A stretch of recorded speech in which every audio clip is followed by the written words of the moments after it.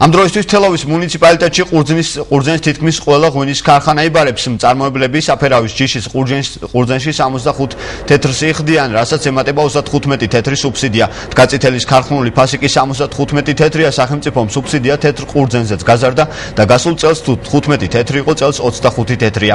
შეპესი კახურის დამფუძნებლის დავით დოლმაზიშვილის თქმით, სტიქის მიუხედავად გასულ წელთან შედარებით ქარხანაში შემოსული ყურძნის რაოდენობა არ შემცირებულა.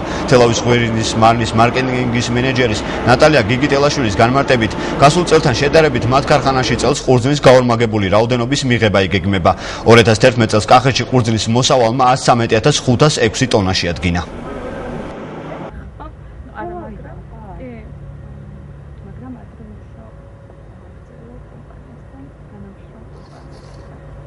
ამ სეზონზე ჩვენ გეგმავთ 500-600 ტონის მიღებას, ნახევარი მიღებული გვაქვს, 350 ტონას კიდევ მივიღებთ. ფასები ერთია ყველა ქარხნებში. თეთრ ყურძენში ვიხდით 75 თეთრს პლუს ემატება ვაუჩერი 25 თეთრი, წითელში ვიხდით 65 თეთრს პლუს ემატება ვაუჩერი 25 თეთრზე იგი ჩამბარებელს გამოზის 1 ლარი თეთრი და წითელიც. ეთყობა რომ ბევრგან კაი მოსავალი მოვიდა და სიმცირე ყურძენს არ იგრძნობა ყოველ შემთხვევაში, ამ ეტაპზე ჩვენ არ გვიგრძნია. მოსახლეობა 1 კილო ყურძენში, როგორც რქაწითელის ჯიშის, ასევე საფერავის ჯიშის ყურძენში იღებს ლარს.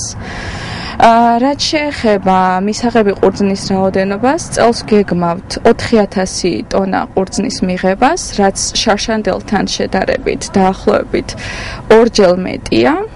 რაც შესაბამისად მიგვანიშნებს იმაზე, რომ გაზრდილია მოთხოვნა ჩვენს პროდუქციაზე.